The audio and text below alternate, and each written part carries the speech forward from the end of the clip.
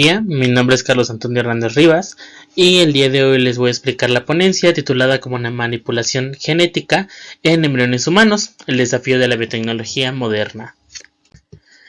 Me gustaría iniciar con la frase de que no hay gen para el espíritu humano, dicha por el personaje David U. Hayward Law,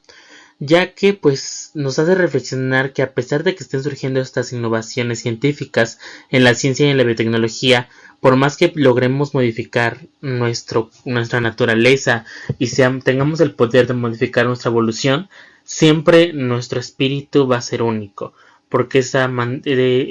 parte de nosotros es lo que nos hace ser pues nosotros mismos. Es algo que no podemos cambiar ni lo lograremos cambiar. El contenido de esta ponencia consta de 4 partes. La primera es la introducción, donde hablaremos brevemente de qué se va a hablar dentro de esta ponencia. Y la segunda parte iniciaremos con la cronología del CRISPR-Cas9, que va a estar basado en el artículo titulado como Cronología de la edición genética en embriones humanos, desde la tecnología CRISPR-Cas hacia nuevas estrategias mejoradas, de la autora Ana Carbajo Uña. La tercera parte de nuestra ponencia consta de la legislación de genoma humano en México, el cual está basado en el artículo titulado como Panorama sobre la legislación en materia de genoma humano en México de Ingrid Brena Sesma. Y por último, la cuarta parte de nuestra ponencia es la postura de la Iglesia Católica, la cual va a estar basado en el artículo titulado como La manipulación genética de Javier Gaffo. Así que para iniciar podemos decir que la ingeniería genética ha avanzado a gran escala en estas últimas 3 décadas desde que apareció en el año de 1985, permitiéndonos manipular nuestro genoma hoy en día mediante el uso de lo que son las ssNs, que constan tanto de las meganucleasas, las ZFNs, las TALENs y el conocido Cas. Por lo que, pues, con estas innovaciones científicas ha surgido la necesidad de crear diversas legislaciones a nivel internacional para poder regular la práctica de estas técnicas. Sin embargo, nos enfocaremos en lo que es nuestra nación, en México, ya que también existen regulaciones tanto en materia penal, civil y administrativa aquí. Sin embargo, pues como en la mayoría de innovaciones científicas, pues no a todas las personas, no toda la población están de acuerdo con ellas, no todo les satisface. Por lo que pues ha causado gran controversia esto de poder modificar nuestra naturaleza humana, especialmente en lo que es la religión. Y nos vamos a enfocar en la religión católica, ya que pues en México, nuestra nación, es la religión que predomina en el número de practicantes. Así que iniciando con el primer apartado de la cronología de CRISPR-Cas9, que como ya mencionamos, pues está basado en el artículo titulado como La cronología de la edición genética en embriones humanos, desde la tecnología CRISPR-Cas9 hacia nuevas estrategias mejoradas, de la autora Ana Carbajo Uña.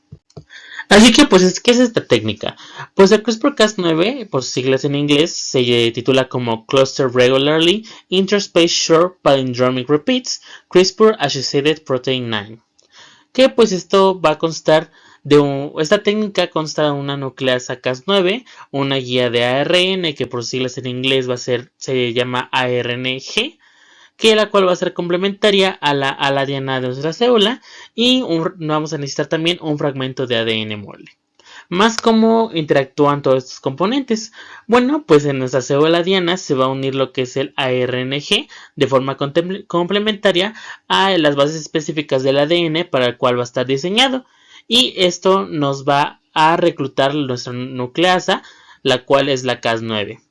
Esta nos va a identificar la PAM, que por siglas en inglés es la Protospacer Adjacent Motif, que lo que va a hacer que pues se separa las 2 hebras del ADN donde se va a localizar y va a realizar una DSB, que por siglas en inglés es Double Strand Break, que en español significa pues un corte en las 2 hélices. Esto lo va a realizar a 3 nucleótidos de distancia de donde se localizó y en dirección al complemento de ADN con el ARNG. Esto lo que va a hacer pues es activar los sistemas para reparar el ADN, los cuales son el NHEG, que por siglas en inglés es Non-Homologous End Joining, el cual va a tratar de resolver el corte introduciendo inserciones y deleciones de manera aleatoria, lo que nos puede provocar una inactivación génica. O también puede activar el sistema de reparación del ADN titulado como HDR, que por siglas en inglés es Homology Directed Repair, que pues prácticamente va a constar en la utilización de un fragmento de ADN molde con la secuencia de interés para poder resolver este corte mediante una recombinación homóloga. Así que ya habiendo explicado brevemente lo que consiste en este método de CRISPR-Cas9, pues vamos a iniciar con la cronología. Iniciaremos con el 18 de abril de 2015, una fecha bastante importante, ya que Liang y colaboradores pues evaluaron la eficacia del método de CRISPR en la especie humana y su comparación con modelos murinos. ¿Qué son los modelos murinos? Pues son especies de ratones que se utilizan para la investigación de infecciones humanas con el fin de prevenirlas y tratarlas en un futuro. ¿Cuáles son las características de ese experimento de Liang? Bueno, pues utilizó como célula diana a lo que fue el gen de la beta-globina humana, por siglas en inglés HBB, que pueden ver en la imagen, y al cual se le microinyectaron cigotos triponucleares, por siglas en inglés 3PN, los cuales pues estuvieron aberrantes con el método de CRISPR y el ADN molde contenía mutaciones silenciosas. Y pudieron observar que después de 48 horas, el 83% de los embriones a los cuales se les inyectaron los cigotos triponucleares, pues fueron los que sobrevivieron, más el método de reparación de ADN que mencionamos anteriormente, que es del HDR, solo actuó en el 5.6% de estos embriones, es decir que solo en estos 5.6% se corrigieron estas mutaciones silenciosas, estas aberraciones que tenían pues los cigotos triponucleares que se le inyectaron. Esto quiere decir que pues solo el 5% de los embriones se editaron adecuadamente. Una fecha importante para nuestra evolución del método CRISPR-Cas9 pues fue el mayo de 2016, donde Kang y colaboradores intentaron introducir mutaciones del gen CCR5 para poder así crear una especie de terapia génica para la infectividad del VIH. Esto lo hicieron pues con método parecido a la fecha del evento anterior, donde se microinyectaron cigotos 3PN con el método de CRISPR y se pudo observar que pues se reprodujo una mutación del 5 al 15%, más sin embargo en este experimento no se pudieron observar off-targets. Después de esto, en junio de 2017, un personaje llamado Tang y colaboradores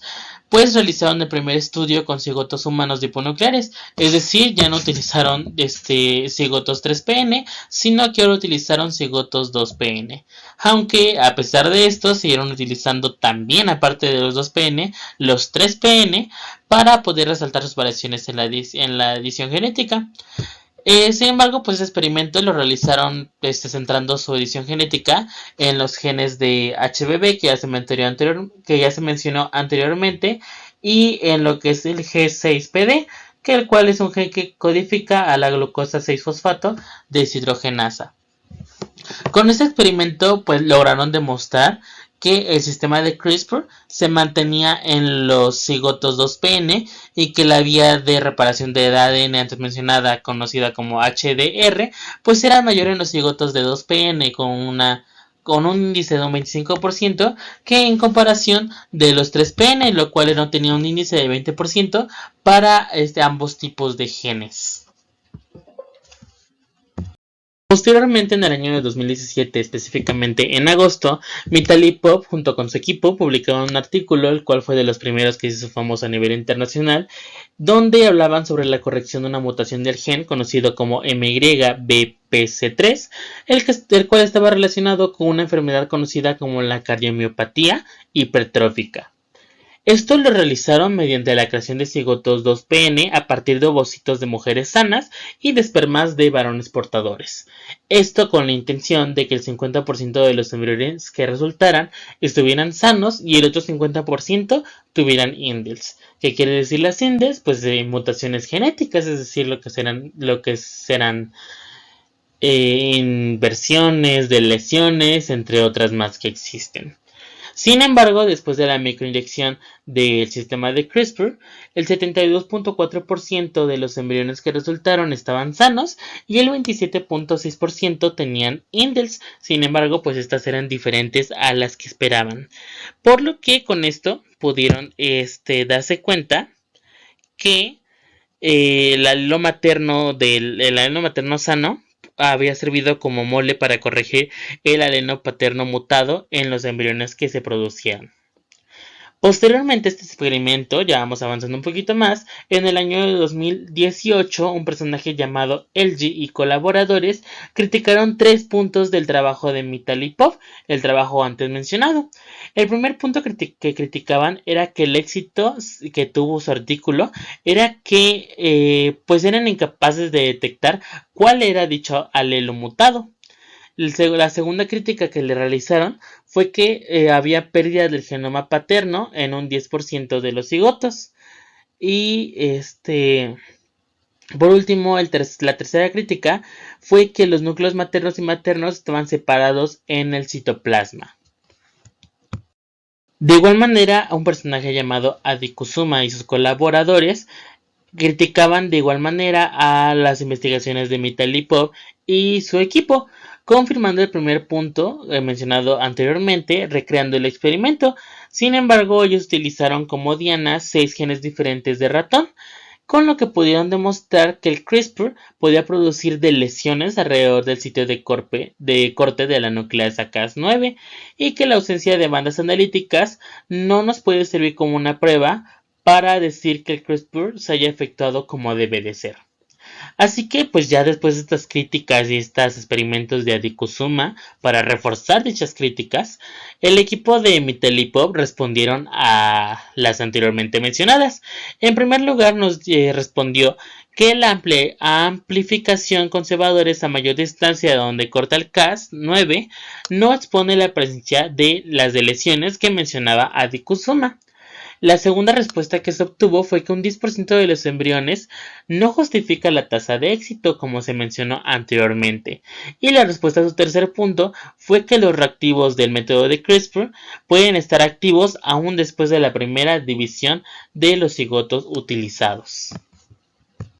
Ya finalmente acercándonos a la fecha más actual, en diciembre de 2020 un personaje llamado Zucaro y sus equipos, sus colaboradores, evaluaron las posibles pérdidas cromosómicas consecuentes de la corrección de mutaciones puntuales, tanto dentro como fuera de las células diana, es decir, las off-target y las on-target. Esto lo hicieron mediante una evaluación con el gen de EYS en el brazo largo del cromosoma 6 humano. Y pues nos mencionan que la deleción espontánea de un nucleótido de guanina en el exón 34 nos provoca un cambio en el marco de lectura y desencadena la aparición de una enfermedad llamada como la rinitis pigmentosa. Esta pues puede producir una ceguera y lo que quisieron fue evaluar la capacidad para corregir esta mutación genética mediante la creación de embriones llamados como ad hoc, utilizando esperma de donantes con esta mutación en homocigosis y utilizando también homocitos con un anhelo silvestre también en homocigosis. Así que pues crearon 3 grupos experimentales. En el primero pues utilizaron células madre embrionarias a donde se les introdujo el sistema CRISPR. El segundo grupo se le microinyectó el sistema CRISPR junto al esperma fecundante sobre los ovocitos llamados como MLL. Y en el tercer grupo, pues el sistema CRISPR se inyectó en cada una de las blastómeras de embriones en 2 células. ¿Qué se observó en este experimento? Bueno, pues se pudo observar que tanto los embriones del segundo y del tercer grupo, como las colonias de células madres del primero, se habían secuenciado mediante métodos de Sanger y de Next Generation Sequencing, los cuales no tocamos en esta ponencia, y también se analizaron mediante arrays de polimorfismos de nucleótidos únicos. Que se pudo observar también que la mitad de los embriones se reparó el corte de la región diana y la mayoría de los eventos de reparación siguieron rutas que reparaban en el marco de lectura, más no se conocía la funcionalidad del alelo reparado. Más en el 7% de estos eventos pues se hicieron mediante la vía de reparación conocida como HDR del alelo silvestre. Y en la otra mitad de embriones se pudo encontrar pérdidas cromosómicas parciales o completas dentro de lo que es la región diana de nuestra célula, afectando a nuestro cromosoma 6 y fuera de la misma en el cromosoma 16. Así que así fue como fue avanzando el método de CRISPR-Cas de manera breve, pudiendo llegar al día de hoy donde pues somos capaces de poder modificar estas mutaciones genéticas para poder corregir una que otra enfermedad, poder distinguir métodos de reparación del ADN, cómo poder reparar estos daños o disminuirlos. Sin embargo, con esta evolución de este método hasta llegar a hoy en día, pues se ha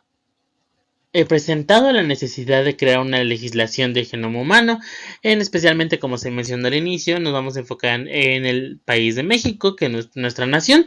y en esta segunda parte de la ponencia nos vamos a basar en el artículo titulado como el panorama sobre la legislación en materia de genoma humano en México, de la autora Ingrid Brenna Sesma.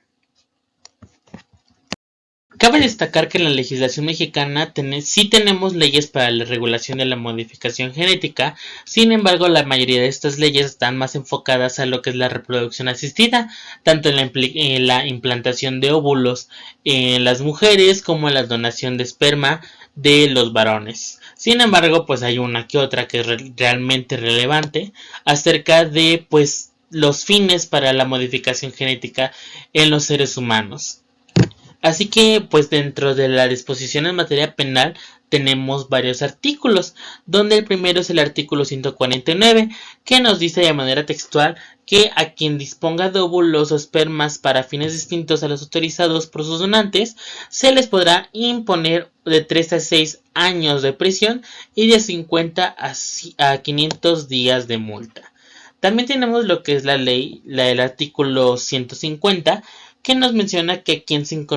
consentimiento de la mujer mayor de 18 años o aún con el consentimiento de un menor de edad o de una persona incapaz para comprender el significado del hecho o para resistirlo, se le realice una inseminación artificial, se le impondrá de 3 a 5 años de prisión, y si dicha inseminación se realiza con violencia o de ella resulta un embarazo, se le podrán imponer a responsable de 5 a 14 años de prisión.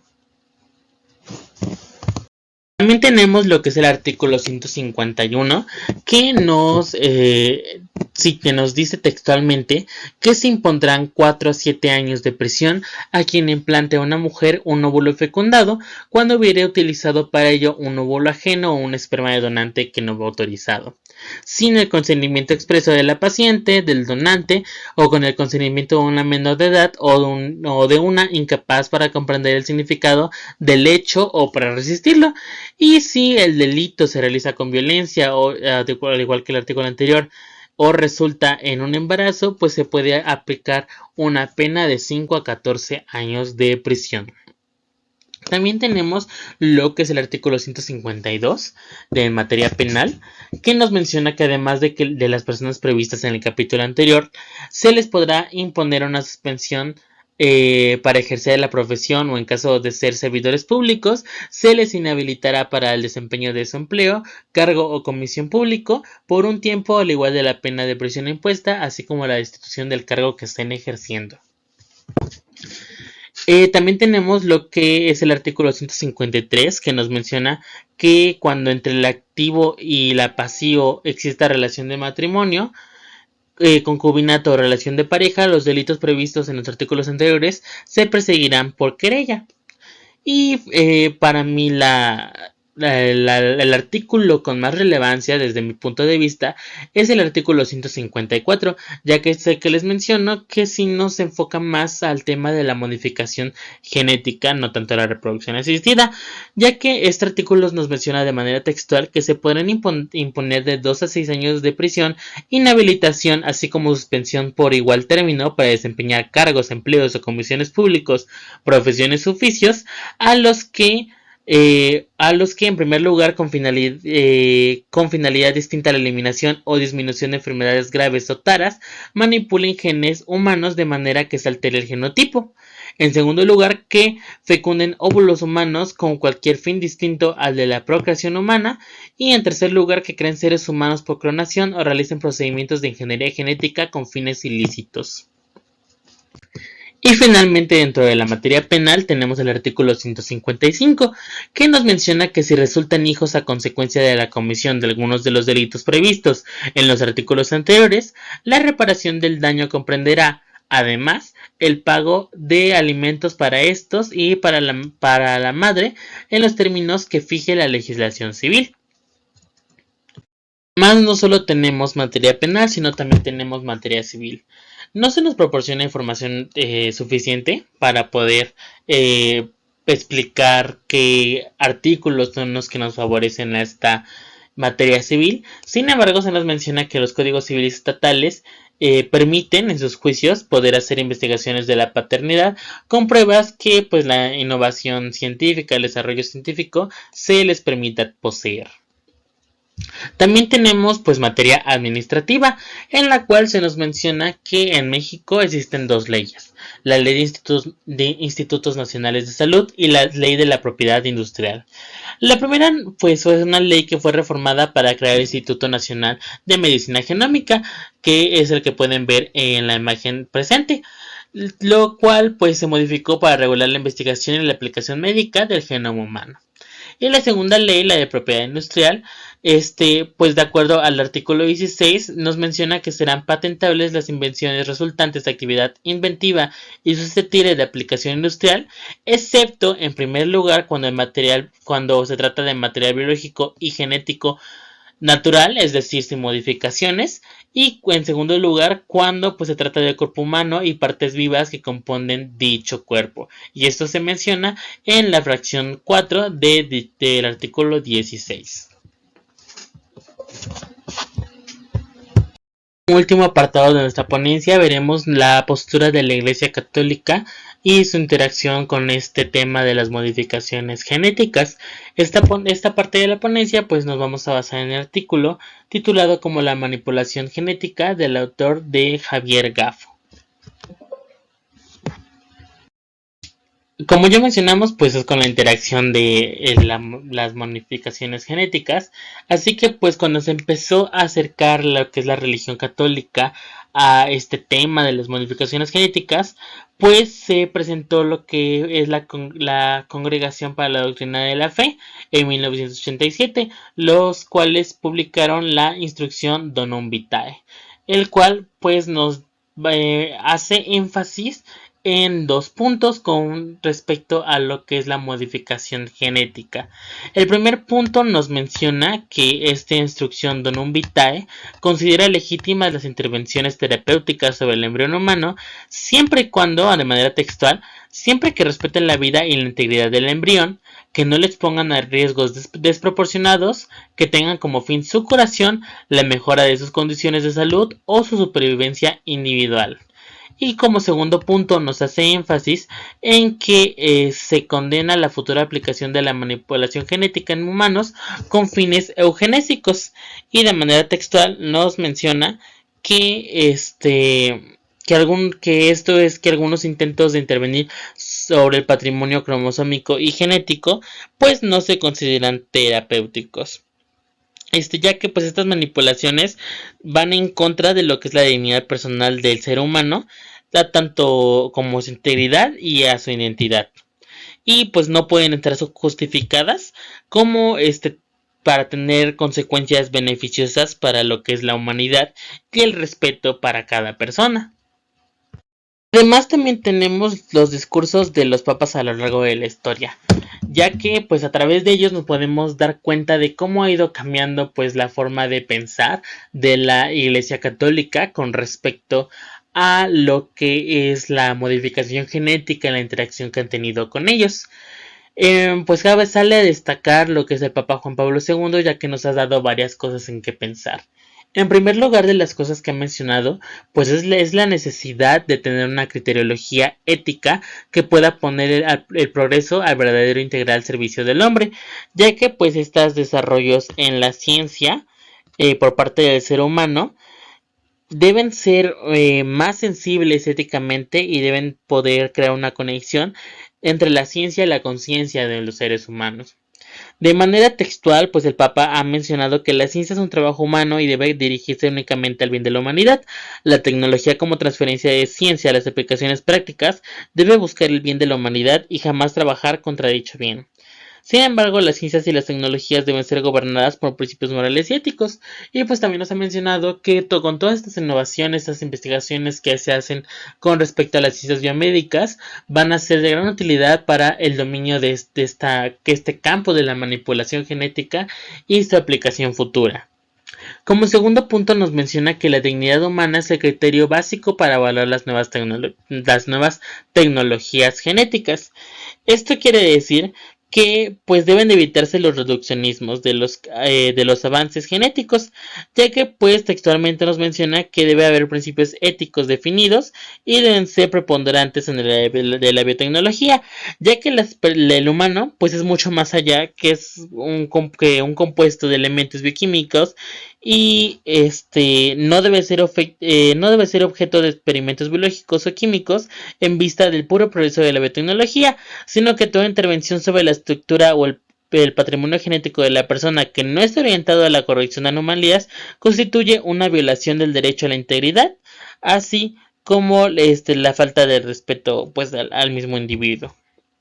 El tercer punto que nos ha mencionado el Papa Juan Pablo II es que existe un peligro de racismo que podría influir en la manipulación genética en seres humanos con fines eugénicos, pudiendo en un futuro lejano poder crear diferentes clases de individuos, diferentes clases de seres humanos, ya que pues nos alerta de un peligro de eugenismo que se puede desarrollar en este ámbito de la genética. De manera textual nos menciona el Papa que pues será necesario en particular levantar barreras jurídicas para que no se produzca selección alguna de seres humanos inspirada en el eugenesismo y que no haya ninguna utilidad social o científica, ninguna motivación ideológica que puedan pues actuar como factor para una intervención sobre el genoma humano que no llega a ser terapéutica. Como cuarto punto nos menciona el Papa que también no pone reparos a la biotecnología y a sus aplicaciones de la manipulación genética en vegetales o animales, ya que pues el Papa insiste que esto es positivo que se desarrolle en la tecnología genética, ya que puede ayudar enormemente al problema de la hambruna a nivel mundial. El quinto punto que nos da a pensar el Papa Juan Pablo II es que la manipulación genética en el ser humano tiene un claro refrendo si posee un significado terapéutico. Esto quiere decir que pues se valora positivamente la posibilidad de poder tener en un futuro tratamientos de ciertas enfermedades genéticas desde el embrión u el feto. El Papa Juan Pablo II, pues también está a favor de lo que son las terapias genéticas, no, ya que de manera textual nos dice que las perspectivas de la terapia genética para el tratamiento de enfermedades son igualmente esperanzadoras y merecen el compromiso de la ciencia y la destreza de quienes realizan la investigación, pero en la terapia génica debe ser paralizado todo intento o peligro de alterar la inviolable identidad genética de la persona humana. Como sexto punto que nos menciona el Papa es que no hay una distinción entre la terapia génica de células somáticas o germinales, ya que pues el contenido de varios documentos que hay en la comunidad científica no presenta objeciones específicas en contra de la terapia génica que se aplica a células germinales. Que pudieran tener un significado positivo terapéutico para pues la vida de los individuos y que las células germinales pues no constituirían en sí mismas una especie de santuario inaccesible para la ciencia, sino que pues si se actuara sobre ellas dependería de un significado terapéutico en las técnicas que pues se empleen. Como séptimo punto, a diferencia, este es diferente porque no los dijo del Papa Juan Pablo II, sino los mencionó el Papa Wojtyla, el cual reconoce que de manera textual se deben fomentar los estudios en el genoma humano para poder crear nuevas terapias génicas o terapias genéticas con respecto a la vida y la integridad, además de que sean con fines para corregir enfermedades en pacientes nacidos o por nacer que estén afectados por patologías mortales.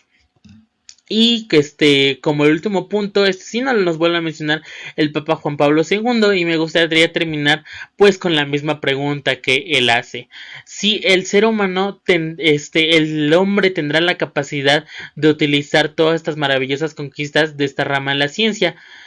ya que con todas las innovaciones, como te mencionamos desde el inicio, el hombre ahora ya es capaz de poder controlar su propia evolución y capaz de modificar lo que se le parezca. Sin embargo, es una pelea entre la ética, la moral, lo que es bueno y lo que es malo, lo que se debe hacer, lo que no se debe hacer para poder tener una vida más digna, poder